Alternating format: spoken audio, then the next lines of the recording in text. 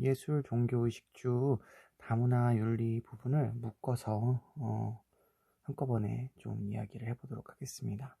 워낙 단원이 이렇게 여러 개가 있는 단원이기도 하고 기출에서 이게 약간 출제가 될 때도 있고 안 될 때도 있고 매번 출제되는 건 또 아니기 때문에 이거를 조금 이렇게 묶어서 보는 것도 좋을 것 같아서 선생님이 묶어서 만들어 봤습니다.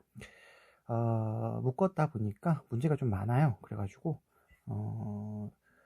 우리 원래 하던 대로 2018년 수능부터 한꺼번에 보도록 하겠습니다. 2018년 수능부터 보도록 하죠. 70번 66번이네. 66번부터 같이 보도록 하겠습니다. 66번입니다. 플라톤 얘기가 나오네요. 예술 얘기가 나오죠. 예술 문제가 나올 때는 일단은 큰 구분에서 도덕주의와 심미주의를 구분하시면 되겠고,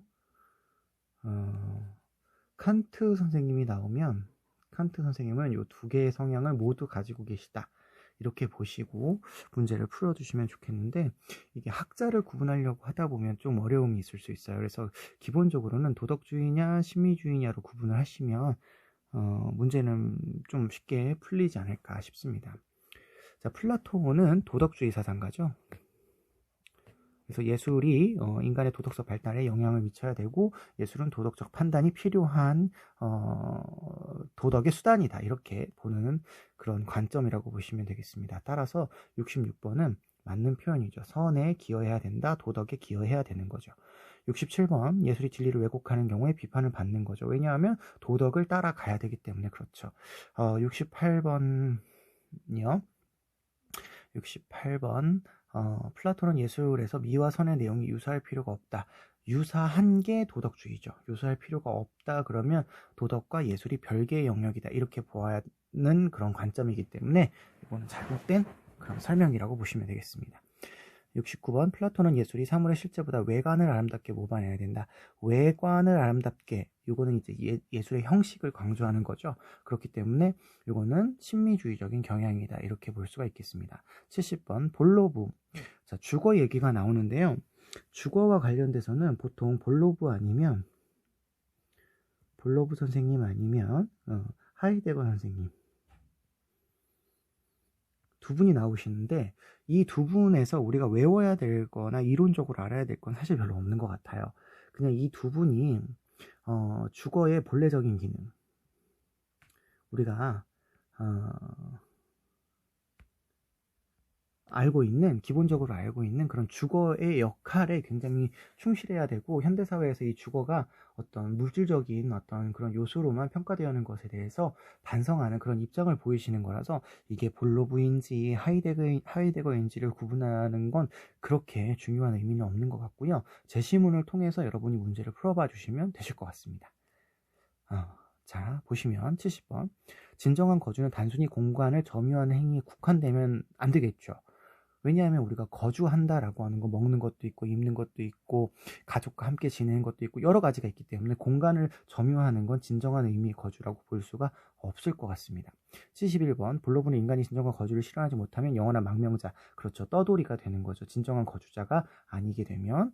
72번, 볼로브는 인간이 거주자가 됨으로써 자신의 본질을 실현할 수 없다라고 보는데요. 거주자가 되면 본질을 실현할 수 있으셔야 되죠. 잘못된 표현입니다. 73번, 볼로브는 외부 공간이 위험과 희생이 아닌 안정과 평화 공간이라고 본대요. 외부 공간은 위험한 공간이고, 이제 이쪽으로 주거로 들어오시면 이제 평화의 공간이 되는 거죠. 그래서 이거는 반대가 되었죠. 이렇게 반대가 되었다, 이렇게 보시면 되실 것 같습니다. 74번, 볼로브는 진정한 삶의 실현을 위해서 거주 공간이 필요한 것은 아니라, 우리는 거주 공간이 있어야 되겠죠. 당연히 거주 공간이 있어야지만 우리의 진정한 삶의 어떤 존재성을 실현할 수 있을 것 같습니다. 75번이요. 도덕주의는 심미주의를 향해서 예술의 영역과 도덕의 영역이 분리된 것이다 라고 표현하는 것은 심미주의가 이야기하는 거지, 도덕주의가 이야기하는 게 아닌 거죠. 그래서 저거는 X. 그 다음에 76번 도덕주의는 신미주의를 향해 예술이 도덕적 사회 실현에 기여할 수 있음을 강조하고 있는 건 도덕주의죠. 도덕주의. 그러니까 76번은 맞는 표현이다. 이렇게 보시면 되겠고요. 77번 도덕주의는 신미주의를 향해 예술의 미적 가치와 도덕자의 가치가 무관하다를 강조하는 건 신미주의죠. 그러니까 도덕주의가 아니네요. 그 다음에 78번 도덕주의는 신미주의를 향해서 예술이 공동체의 규범으로부터 자유로워야 함, 이걸 강조하는 건 신미주의죠. 신미주의. 도덕주의가 아닙니다. 79번이요. 도덕주의는 신미주의를 향해서 예술이 그 자체로 독립적인 아름다움을 지님을 강조하는 것은 신미주의가 강조하고 있죠. 간과하지 않고 도덕주의 아닙니다. 80번 보죠. 아도르노 선생님이 나오시면 우리는 문화산업으로 생각해 주시면 되는데, 아도르노 선생님은 마르크스 계열의 사상가다. 그래서 이걸 이제 약간 지배 계층이 자신들의 지배를 영향력을 강화시키기 위해서 문화산업을 만들었다, 이렇게 보시면 될 것 같아요. 그래서 그런 맥락에서 접근하시면 문제가 그렇게 어렵지 않을 것 같습니다. 개성의 표현을 장려하는 게 아니라 문화산업을 통해서 획일화를 시켜버리죠. 유행화 이런 것들을 시켜버리기 때문에 대중의식을 다양화하거나 이럴 수가 없게 됩니다. 81번 아도르노는 대중의 창작 요구가 예술작품의 반복적 소비를 강화한다. 창작 욕구를 일으키지 않아요. 그냥 만들어진 걸 따라가게 하죠. 따라가게 합니다. 그래서 이것도 잘못된 표현이고요. 82번에 베냐민 선생님이 나오시는데, 베냐민 선생님은 아우라 생각을 해주셔야 됩니다. 아우라 얘기가 가장 핵심적이고요. 이 아우라를 이제 두 가지 측면에서 살펴보셔야 돼요. 원 작품이 가지고 있는 본래 작품에 가지고 있는 아우라는 감소가 되고, 이제 복제된 작품을 대중들이 이제 많이 향유할 수 있게 되었다. 그러면서 대중들의 문화적인 의식이 높아지고 비판적인 의식도 높아지게 되었다. 이런 이야기를 하시는 분이라고 생각해 주시면 되겠습니다.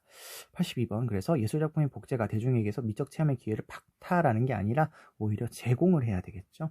그 다음에 83번, 베냐민은 복제 기술의 발달로 인해서 기존 예술작품의 신비감은 감소된다. 그렇죠. 말씀드렸다시피 원래 작품의 아우라는 떨어진다. 이렇게 보셔야 되겠습니다. 84번은 다시 아도르노 문제입니다. 아도르노와 베냐민은 모두 대중문화를 향유하면서 대중은 주체적인 문화의 생산자가 된다라고 보는데, 아도르노가 절대 그렇게 이야기하지 않는 사람이죠. 잘못된 표현입니다. 65번, 윤리적 소비가 나오네요. 윤리적 소비와 합리적 소비를 구분하시면 되는 겁니다. 윤리적 소비는 합리적인 소비도 하면서 동시에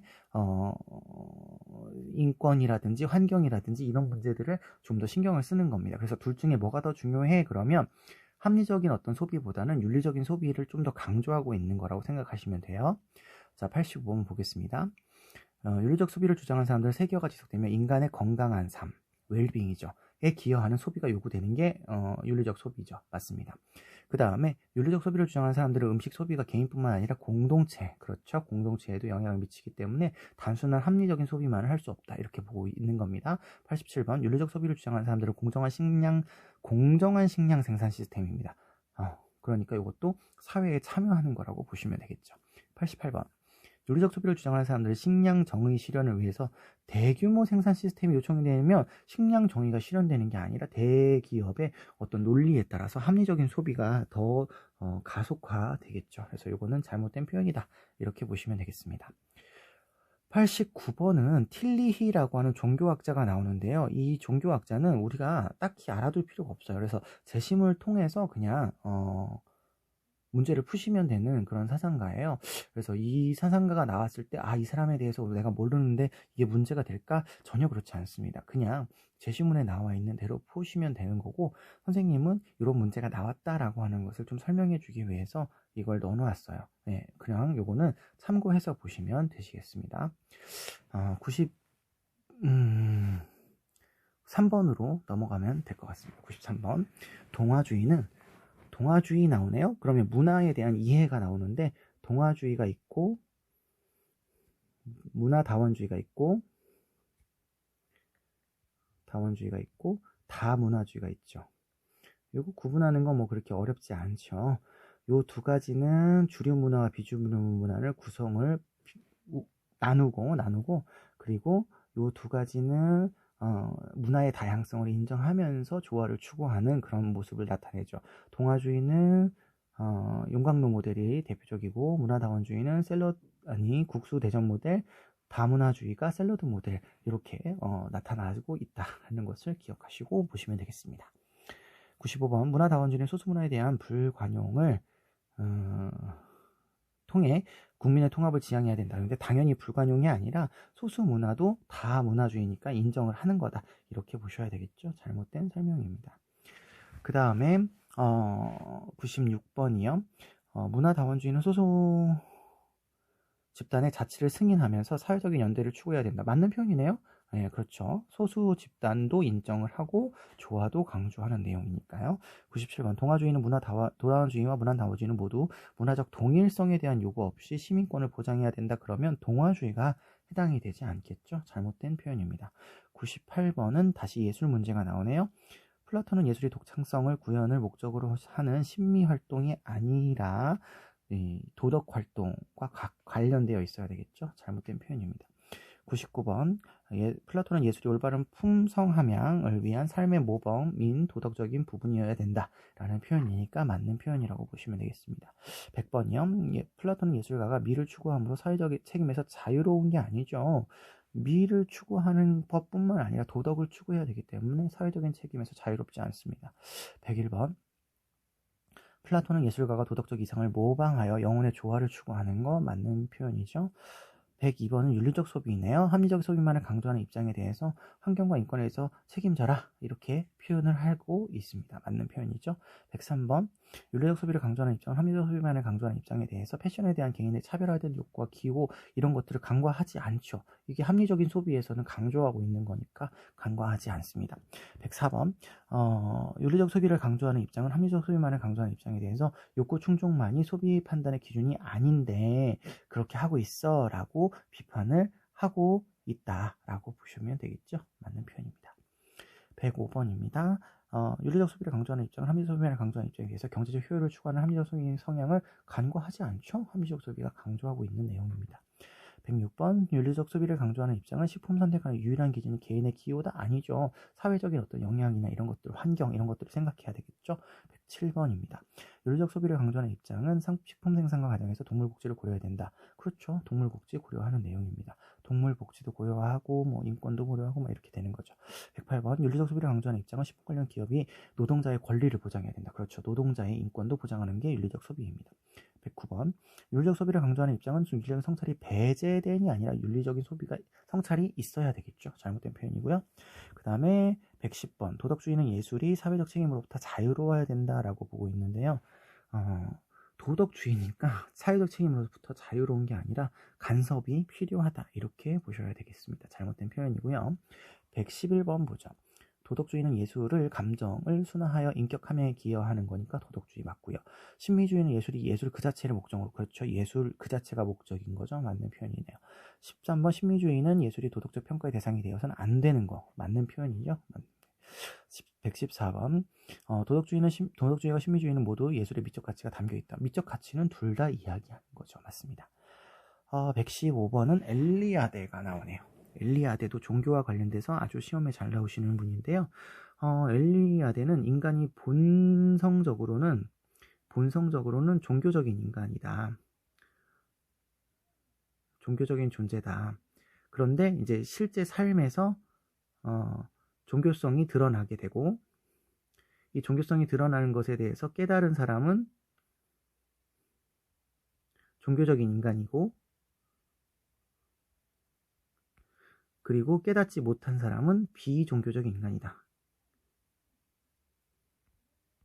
그래서 종교적인 인간은 우리의 삶에서 종교성을 항상 깨닫는다. 이렇게 보고 있습니다.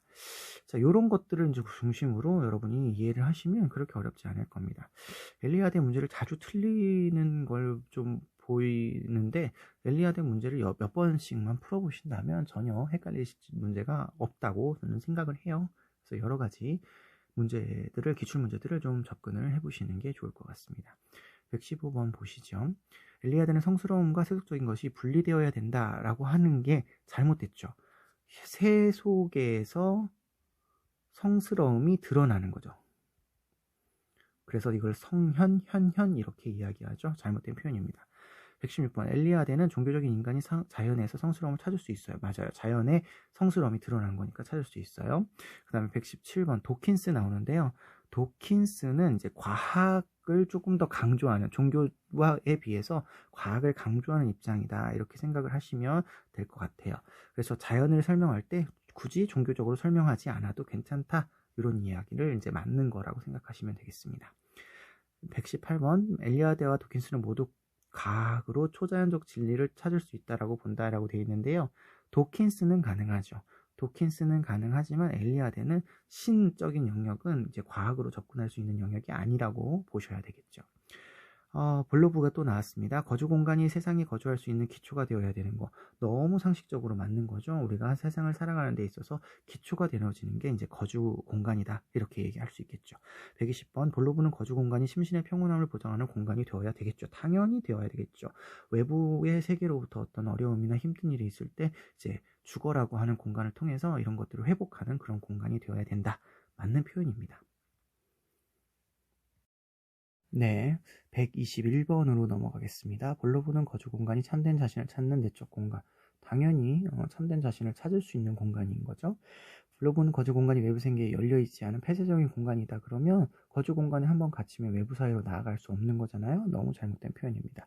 123번 볼로브는 거주 공간이 위협적인 외부 세계와 구분돼서 안식을 제공하는 공간이래요. 맞는 거죠. 네, 이렇게 보셔서 거주 문제를, 주거 문제를 그렇게 어렵지 않게 여러분이 접근하시면 좋겠어요.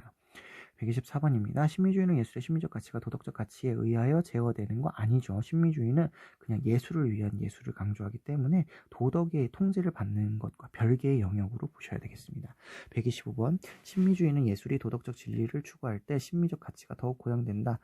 도덕적 진리와 관계없는 예술을 강조하셔야 되겠죠. 잘못된 표현입니다. 126번 도덕주의는 예술이 사람들의 도덕적인 감정 고양에 기여하는 게 도덕주의죠. 맞는 겁니다. 127번 도덕주의는 예술 그 자체가 목적이다, 이것이라서 다른 수단을 위해서 어떤 수단이 될 수 없다. 이거는 신미주의적인 관점에서 대한 설명이죠. 잘못된 표현입니다. 128번 보시겠습니다. 신미주의와 도덕주의는 모두 예술이 어떤 것에서 제한을 받는 독립성을 지녀야 된다. 이건 둘 다 얘기할 수가 없어요. 신미주의도 예술적인 어떤 기준에 대한 제한이 있으셔야 되겠고, 그리고 도덕주의는 도덕의 간섭을 받아야 되니까 둘 다 잘못됐다, 이렇게 보셔야 되겠습니다. 129번은 지금 베블런 나오네요. 베블런도 이제 마르크스 계열의 사상가고요. 유산계급과 무산계급, 무산계급 이렇게 나누어서 이제 소비를 이야기하는데, 유산계급은 자신이 유산계급이다라고 하는 것을 드러내기 위해서 소비를 하죠. 과장된 소비를 하게 됩니다. 그런데 이거를 이제 무산계급이 이제 모방을 하게 되는 거죠. 모방을 하게 되고, 무산계급도 유산계급이 소비하는 형태를 그대로 따라가게 되는데 자신의 형평에 맞지 않는 그런 비합리적인 소비가 나타나게 되고, 이걸 우리가 이제 과시소비다, 이렇게 이야기를 하게 되고, 무산계급이 따라하는 것은 이제 동조소비에 해당되는 거겠죠. 자, 129번의 문제를 보도록 하겠습니다. 유한계급의 소비 형태는 사회구조 전반으로 확산된다. 그렇죠. 이 사람들의 영향이 이렇게 확대된다, 이렇게 보시는 겁니다. 맞습니다. 그 다음에 130번 보시죠. 베블런은 유한계급의 소비를 통해 자신의 재력을 은폐하는 게 아니라 드러내는 거죠. 드러내는 거죠. 잘못된 표현입니다. 아이고, 130번을 안 했네요. 사회구조의 최상위 계급만이 과시적 소비를 하는 게 아니라 얘네한테 영향을 주게 되는 거죠. 그래서 이건 잘못된 표현이고요. 132번으로 넘어가겠습니다. 베블런은 각 사회 계급이 상위 계급의 소비 형태에 대해서 무관심한 게 아니라 굉장히 동경하고 따라하는 그런 모습을 보이고 있다라고 보죠. 133번 베블런은 사회 전체의 부가 증대되며 과시소비 욕망이 사라진다라고 보는데요. 사회가 부자가 되는 것과 유산계급이 부자가 되는 것, 유산계급의 어떤 소비 형태를 따라 하려고 하는 성향은 무관하죠. 그냥 따라하게 되는 거죠. 부자여도 따라하고 안 부자여도 따라하고. 그래서 부자들끼리 자기네들끼리 어떤 그런 소비를 경쟁하는 그런 모습을 보이는 그런 형태가 나타나게 됩니다. 134번 칸트는 미가 도덕성을 고취하는 데 기여할 수 있다. 칸트는 도덕주의이기도 하면서 신미주의이기도 한 사람이라서 이런 말을 할 수가 있습니다. 그래서 135번처럼 선과 도덕과 미, 아름다움이 조화를 이룰 수 있다고도 보고 있고요. 136번 플라톤은 미에 이대하는 이성에 의해서 파악되는 객관적인 실체다. 이렇게 이야기하고 있습니다. 이것도 맞는 표현이죠. 137번 칸트와 플라톤은 모두 예술이 도덕적 평가로부터 자유로운 영역이다. 그러면 신미주의인데 둘 다 도덕주의적인 경향을 가지고 있으니까 이건 잘못된 표현이다. 이렇게 볼 수 있겠습니다. 138번 보시겠습니다. 엘리아드는 성스러운 공간이 주위 공간과는 질적으로 다른 공간. 그렇죠. 다른 공간이다. 맞는 표현이죠. 다른 공간이에요. 이제 성스러워지기 때문에 이제 그 공간은 이제 뭐 교회나 성당이나 사찰이나 이런 것 같이 이제 질적으로 다른 공간이 되는 겁니다. 39번 엘리아드는 종교적인 인간은 속의 시간과 성의 시간을 모두 체험한다. 그렇죠. 성과 속을 모두 체험을 하죠. 현실에 살면서 성스러움도 경험을 하니까요. 140번 도킨스는 생명들의 다양성과 복잡성이 자연적인 선택, 다른 말로 이야기하면 유전 혹은 진화의 산물이다. 이렇게 얘기하는 과학주의적인 입장을 가지고 계십니다. 맞는 표현이고요. 141번 도킨스는 우주 만물의 시원으로서의 창조적인 지성은 존재하지 않는다. 요게 우주 만물의 시원으로서의 창조적인 지성을 여러분이 신이라고 생각하시면 돼요. 신. 그래서 도킨스는 신이 없다 라고 주장하는 무신론자이기 때문에 이거 맞는 표현이라고 보시면 되겠습니다. 142번 엘리아드와 도킨스는 모두 자연적인 존재와 초자연적인 존재는 양립할 수 없다라고 되어 있는데 엘리아드는 양립이 가능하죠. 잘못된 표현입니다. 143번 다문화주의와 문화다원주의는 모두 이민자들의 문화 정체성을 존중하고 있습니다. 그렇죠? 존중하면서 조화를 강조하는 거죠. 144번 다원주의와 문화다원주의는 모두 공존을 위해서 문화의 다양성을 인정을 하는 거죠. 뭐 거의 같은 말이죠. 거의 같은 말입니다. 그 다음 145번 동화주의와 문화다원주의는 모두 사회통합을 위해서 주류 문화를 인정해야 된다라고 보고 있대요. 문화다원주의는 주류 문화를 인정을 하고 있고 동화주의도 주류 문화를 인정하고 있으니까 이것도 맞는 표현이라고 보시면 되겠습니다. 그 다음에 146번 다문화주의는 주류 문화와 비주류 문화의 조화를 추구해야 된다고 보였는데 다문화주의는 주류와 비주류를 구분하지 않고 대등하게 존중을 하죠. 잘못된 표현입니다.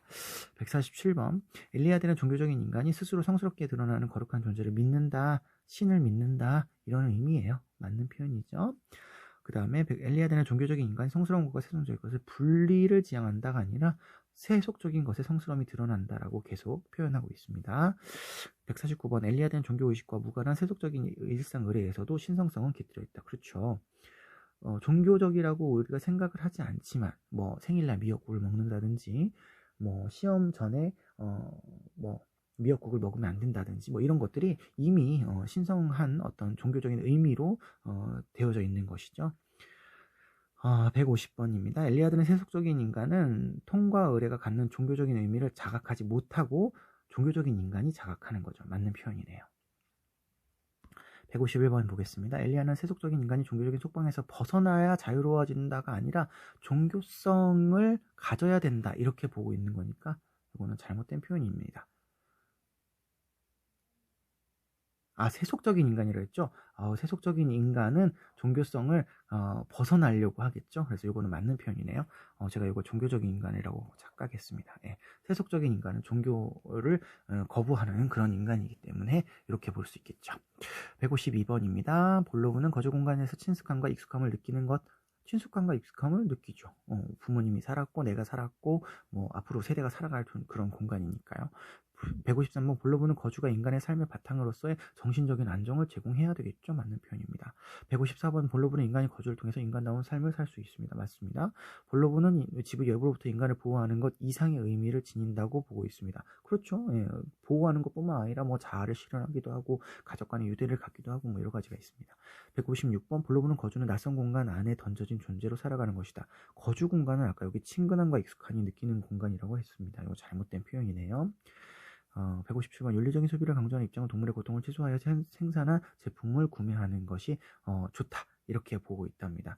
고통을 감수하는 것이 합리적이죠. 네, 이건 뭐 맞는 표현이라고 보시면 좋을 것 같아요. 윤리적 소비를 강조하는 입장이니까 동물까지 고려하는 거죠. 158번 윤리적 소비를 강조하는 입장은 노동에 대한 정당한 재가, 노동자를 고려하는 소비를 하게 됩니다.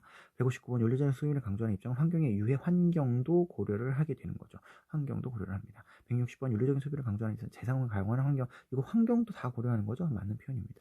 161번 윤리적인 소비를 강조하는 입장은 또래 집단과의 의대를 친구가 소비하는 제품을 구매한다. 이거는 동조 소비를 이야기하는 건데 윤리적인 소비와 관계가 없습니다.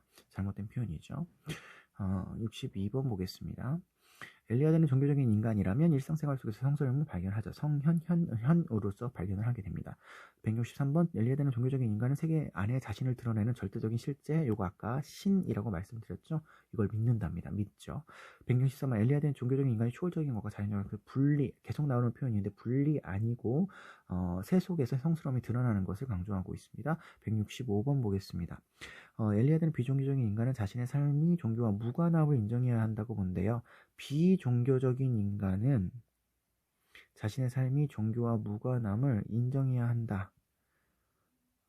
이 말 표현은요, 비종교적인 인간은 자신의 삶이 종교와 무관하다고 봅니다. 그런데 비종교적인 인간이 자신의 삶이 종교와 무관하다고 인정한다 이런 게 아니라, 이게 원래 비종교적인 인간도 종교적인 인간이기 때문에, 종교적인 어떤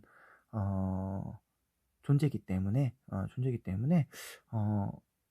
종교성을 깨달아야 된다 이렇게 얘기를 해야 되겠죠. 그래서 요거는 잘못된 표현이다 라고 보시면 되겠습니다. 이게 제시문이 없어서 조금 보기 선지만 가지고는 조금 설명하기가 조금 어렵네요. 종교적인 삶과 무관하지 않아요. 원래 인간이라고 하는 존재가 종교적인 존재이기 때문에. 그렇지만 이 비종교적인 인간이 그래서 무관하다고 이제 인정을 하는 게 아니라 결국에는 종교적인 성향을 지녔다라고 인정을 해야 되겠죠. 이거 잘못된 표현입니다. 166번 보실게요. 도덕주의는 음악이 도덕적 사회 실현에 기여할 수 있다. 도덕주의니까 당연히 이런 말에는 동의를 할 수 있겠습니다. 167번입니다. 도덕주의는 음악이 올바른 품성함양 도덕성이죠. 맞는 표현이고요. 168번 신미주의는 음악이 도덕을 위한 수단이 되어서는 안 되죠. 맞아요. 각각의 영역이라고 보기 때문에. 169번 도덕주의와 신미주의는 모두 음악이 미적 가치로만 평가받아야 된다. 미적 가치를 주장을 하지만 가치로만은 아니죠. 도덕주의가. 그래서 이거는 잘못된 표현이다 이렇게 보시겠습니다. 170번 베냐민 나오시네요. 베냐민은 복제기술의 발달이 대중에 대한 접근성, 그쵸, 접근을 많이 할 수 있게 높여줍니다. 베냐민은 171번 예술작품의 아우라 소멸은 대중예술의 비평활동을 위축시킨다가 아니라 이제 비평을 잘 할 수 있게 하죠. 많이 이제 접하다 보니까 잘 할 수 있게 하게 됩니다. 171번 아도르노는 문화산업의 확산이 인간 상품화 몰개성화 조작 맞습니다. 173번 마도르는 문화의 가치는 경제적 효율에 의해서 결정되어서는 안 된다. 원래는 그렇다는 거죠. 원래는 경제적 효율성에 의해서 결정되는 게 아니라 문화라고 하는 그런 미적 가치나 예술적 가치에 의해서 평가가 되어야 되는데 문화 산업이 되면서 경제적인 효율성인 이런 가치로만 평가가 된다라고 하는 것을 지적한 거죠. 그래서 요거는 맞는 표현이다 이렇게 보시면 되겠습니다. 174번 베냐민과 아도르노는 모두 문화의 대중화는 대중의 비판적인 사고에 영향을 미친다. 그렇죠. 베냐민은 비판적인 사고 능력을 향상시켜주고 아도르노는 비판적인 사고를 떨어뜨리는 그런데 영향을 주기는 하죠. 그래서 174번도 맞는 표현입니다.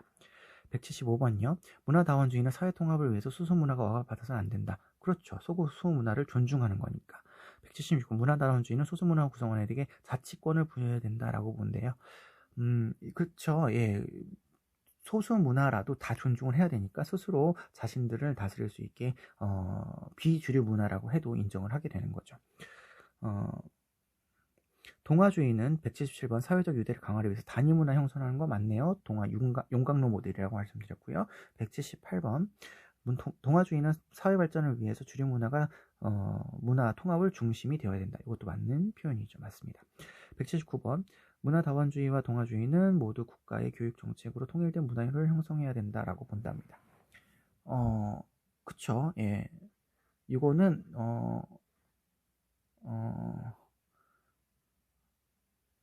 이거는 그럴 필요가 없죠. 예. 하나의 정책으로 통일된 문화를 형성할 필요가 다원주의는 없죠. 동아주의는 맞지만 그래서 이거는 X.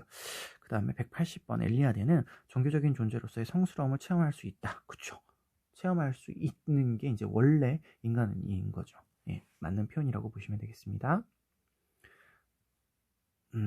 181번 보시죠. 181번. 181번입니다. 엘리아드는 성과 속은 단절되어 있지 않으면서 공존할 수 있다. 맞는 표현이죠.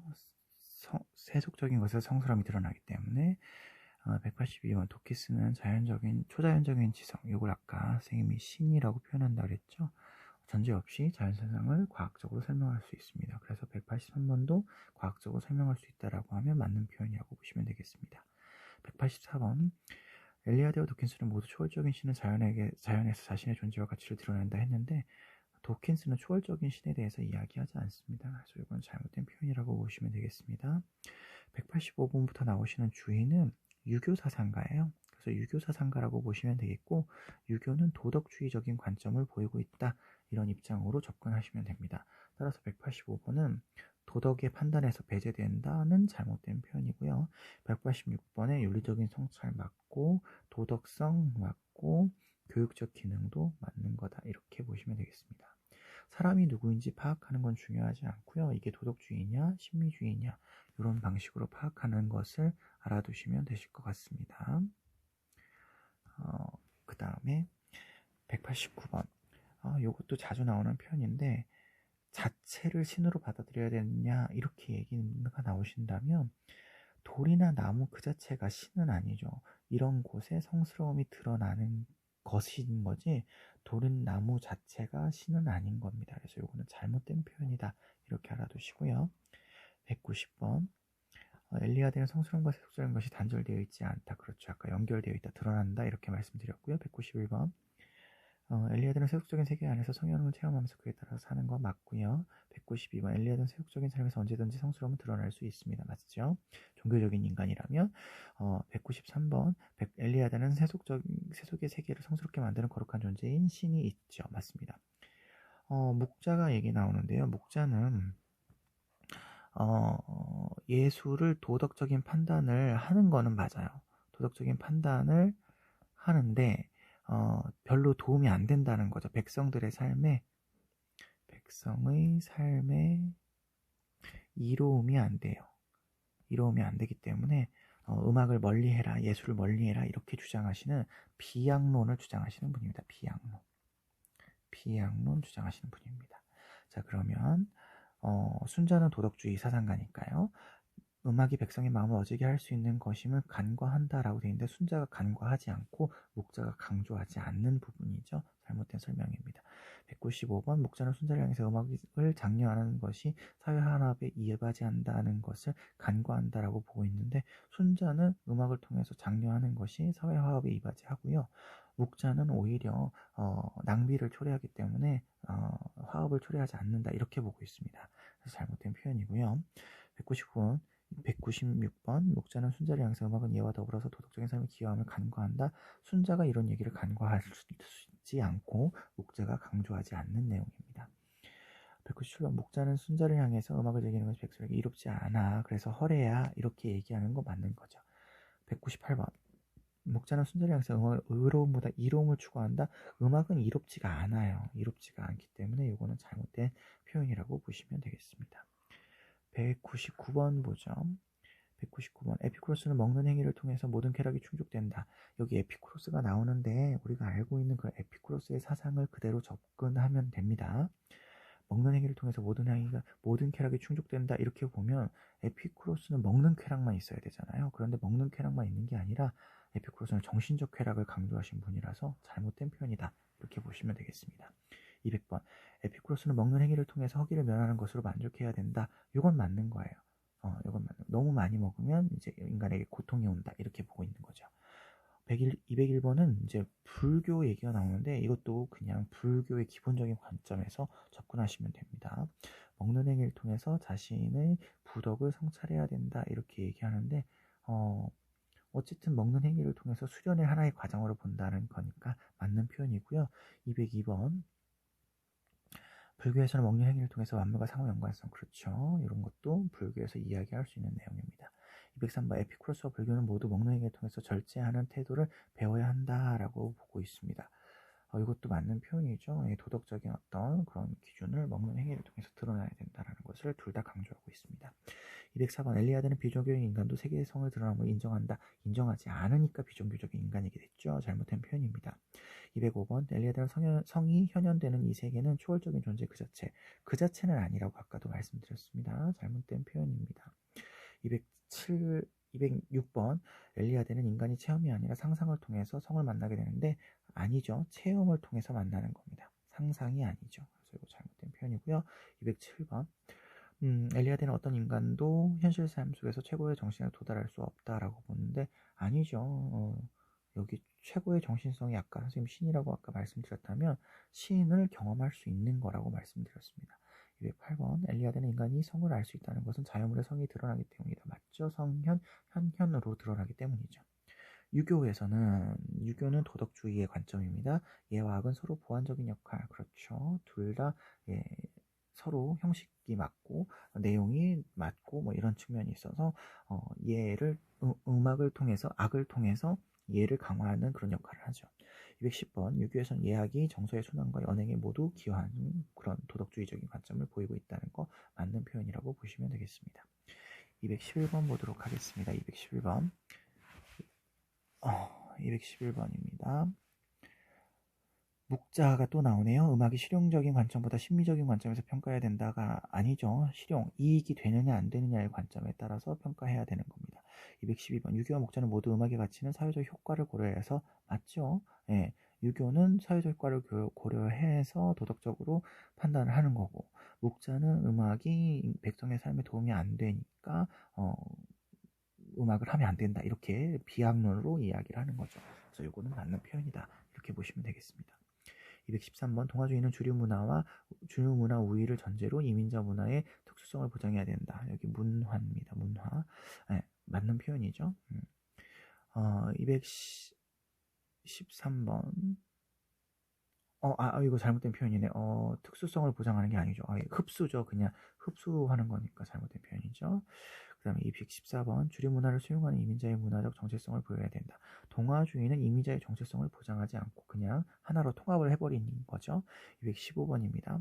다문화주의는 사회 조화를 위해 주류 문화, 비주류 간의 위계를 인정해야 된다라고 하는데 주류 문화와 비주류 문화로 나누지 않습니다. 216번 다문화주의는 이민자의 문화의 다양성을 인정하면서 사회 통합을 모색하는 거 맞는 거죠. 217번 동아주의와 다문주의 모두 사회적 연대를 위해서 주류 문화와 비주류 간의 공존과 결속을 강화한다.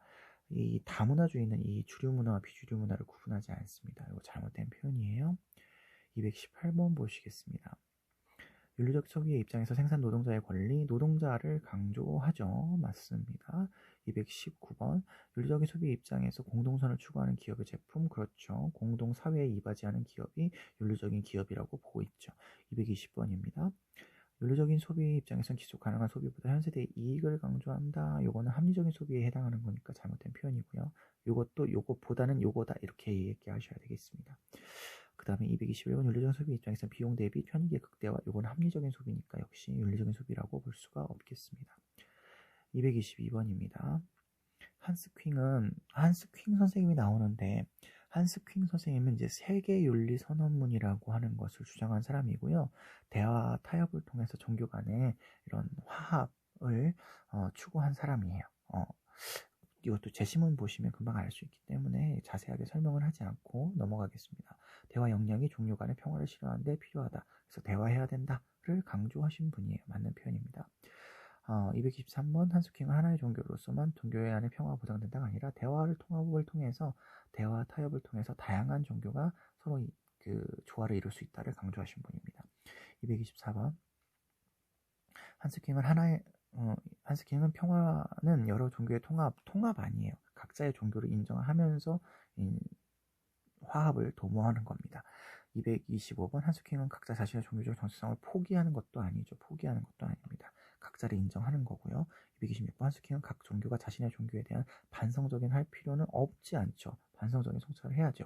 잘못된 게 있는지 없는지 따져봐야 됩니다. 227번 칸트는 인간의 미적 체험이 자, 칸트가 얘기에 나오는데요. 칸트는 도덕주의이면서 동시에 형식주의입니다. 그러니까 이거 좀 잘 구분을 해주시면 좋겠어요. 인간의 미적 체험이 도덕성을 실현하는 데 기여할 수. 그래서 이거는 있는 거는 맞는 거죠. 228번. 와일드는 신미주의 사상가입니다. 신미주의. 진정한 감상자는 아름다운 것에서 도덕적 의미를 찾을 필요가 없는 거죠. 이거 맞는 거죠. 각각의 영역이라고 보는 거죠. 229번. 플라톤의 미적 가치와 도덕 가치는 서로 별개의 가치가 아니라 연결되어 있는 가치여야 되겠습니다. 228번을 선생님이 잘못 얘기했죠. 의미를 찾으면 안 되는 거죠.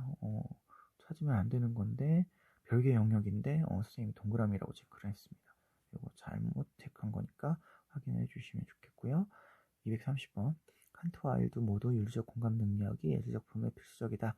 윤리적 공감 능력을 칸트는 강조하겠지만 와일드는 이야기하지 않을 것 같습니다. 잘못된 표현이죠. 231번. 칸트와 플라톤 모두 미가 순수하게 이성적인 것으로 감성과는 무관하다 이렇게 이야기를 한대요. 아까 말씀드렸지만 요거는 칸트가 감성과 관련이 있다라고 보셔야 되겠고, 플라톤 선생님도 도덕주의적인 입장이기 때문에 무관하다 이렇게 얘기할 수 없을 것 같습니다. 232번입니다. 232번. 순전한 음악이 사회 질서를 유지하는 데 기여할 수 있다. 그쵸. 도덕주의적인 관점에서 기여할 수 있겠습니다. 그 다음에 233번. 순전한 음악이 백성들의 욕망을 절제하는데, 그렇죠. 예를 통해서 절제하는데 도움을 주겠죠. 234번. 목자는 음악이 백성의 이익을 증진시키지 않는다. 이렇게 보아야 되겠죠. 잘못된 표현입니다. 234번.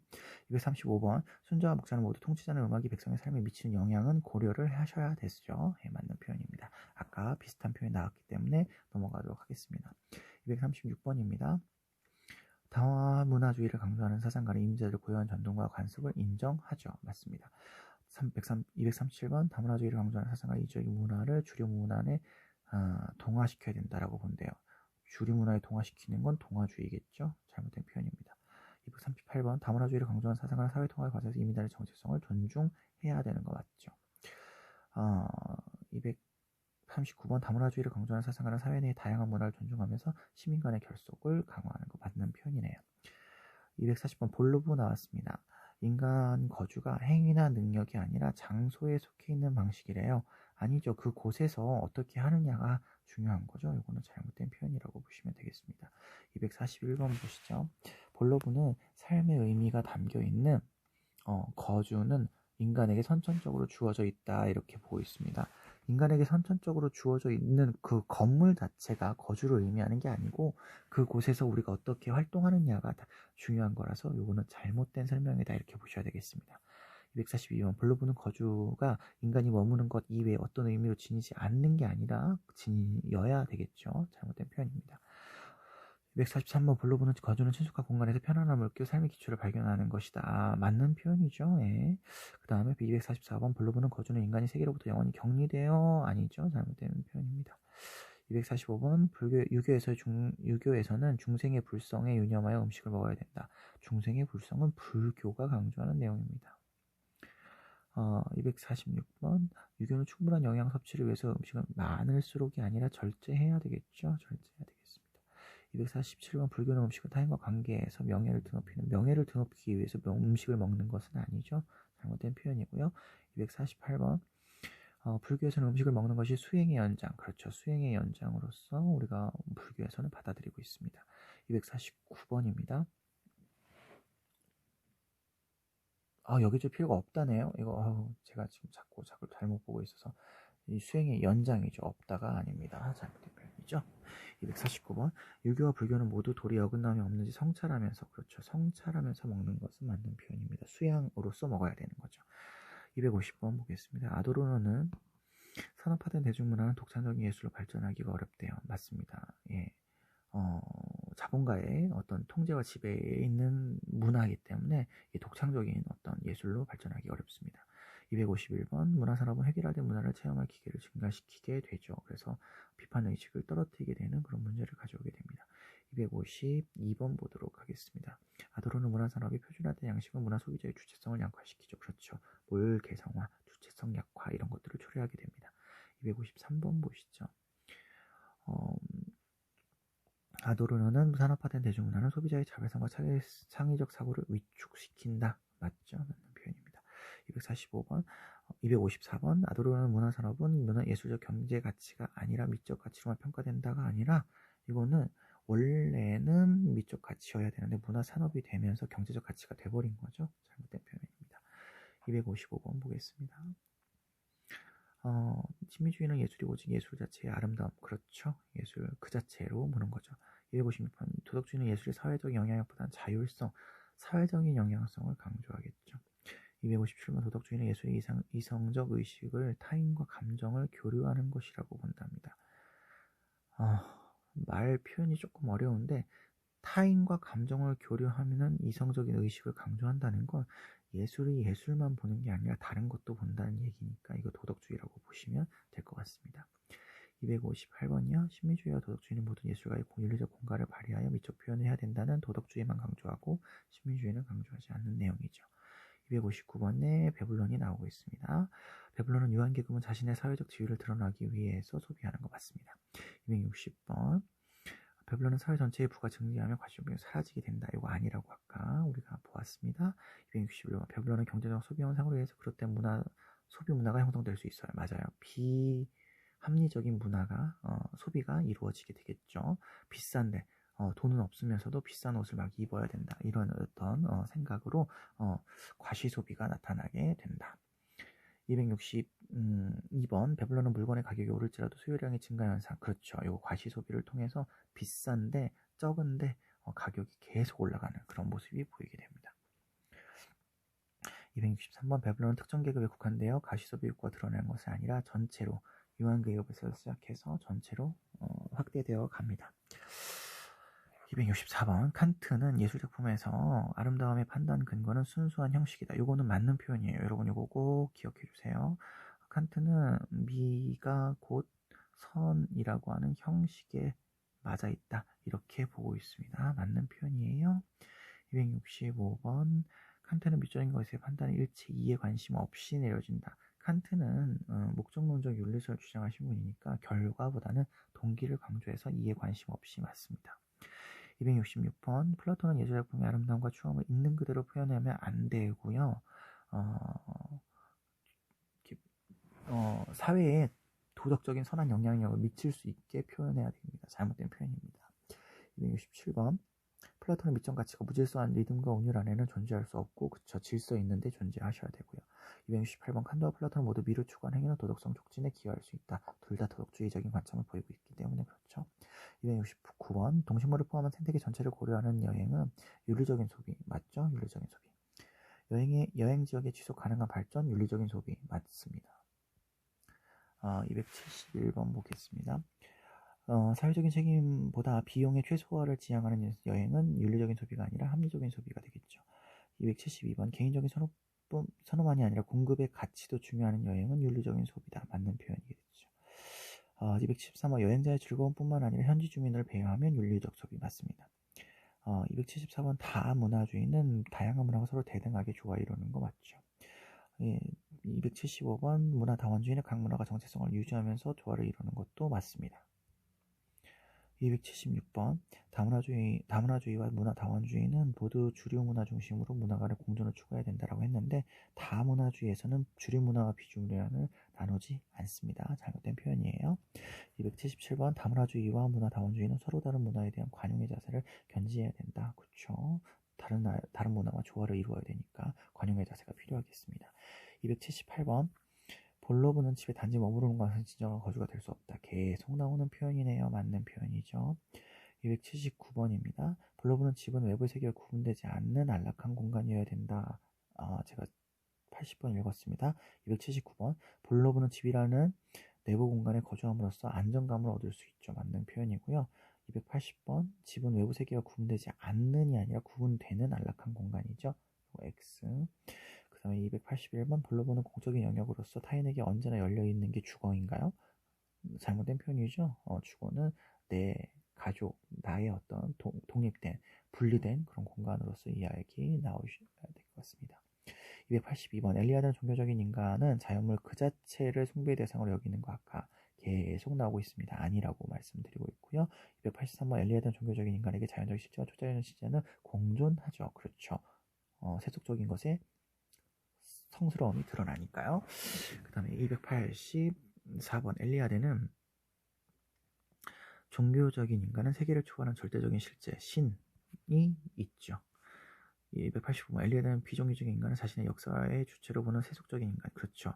자신의 역사가 주체다 그러면 인간 중심이라는 건데 엘리아드는 신을 강조하니까요. 세속적인 인간이 맞습니다. 종교적인 인간이 아닌 거죠. 286번입니다. 엘리아드는 비종교적 인간은 탈신성화의 결과, 신성에서 벗어난 거라는 거죠. 원래 인간은 종교적이어야 되는데 그 종교성에서 벗어난 결과이며 초월적인 신에 대해서 거부하는 모습을 보이고 있습니다. 287번 도덕주의는 예술이 미적 가치를 추구하는 창조적 활동이라고 본대요. 도덕주의는 미적인 가치를 추구하죠. 추구합니다. 이게 신미주의와 도덕주의의 공통점이라고도 보실 수 있을 것 같습니다. 그 다음에 288번 도덕주의는 예술가는 오직 미적 가치에 충실해야 된다. 요거는 신미주의에 대한 설명이네요. 잘못된 설명이고 289번 도덕주의는 예술이 도덕이 미칠 수 있는 영역 밖에 있다. 영역 밖에 있으면 신미주의겠죠. 290번 도덕주의는 예술의 도덕적 성격은 작품의 감상을 방해할 수 있다. 그렇죠. 그래서 아니죠. 도덕주의니까 도덕주의는 도덕적인 성경이라고 돼 있는데 이게 성격이 아니고 이게 도덕적 성격인 것 같죠. 성격인 것 같습니다. 도덕주의라고 한다면 예술의 도덕적 성격이 작품 감상을 방해할 수 있다라고 되어 있는데요. 도덕주의는 예술을 도덕적으로 바라보는 입장이니까 방해하는 건 아닌 거죠. 방해하는 건 아닌 겁니다. 그 다음에 291번 도덕주의는 예술작품의 도덕적인 내용이 예술의 장점이 될 수 있다. 그렇죠. 도덕과의 관계에서 예술을 강조하는 그런 입장입니다. 우리가 여러 개의 문제를 이렇게 풀어보았는데요. 이 부분은 사실 특별한 어떤 이론적인 지식을 요구하는 그런 단어는 아니기 때문에 여러분 제시문을 꼼꼼하게 봐주시는 게 중요하고요. 새로운 학자가 나왔다고 해서 당황하지 마시고 제시문 안에 충분히 우리가 유추해 볼 수 있는 그런 답이 있으니까요. 제시문을 통해서 문제를 해결하시기 바랍니다. 다음 시간에는 마지막 소통과 담론 윤리 그리고 지구촌 평화 윤리를 다 같이 묶어서 마지막으로 살펴보도록 하겠습니다. 고생하셨습니다.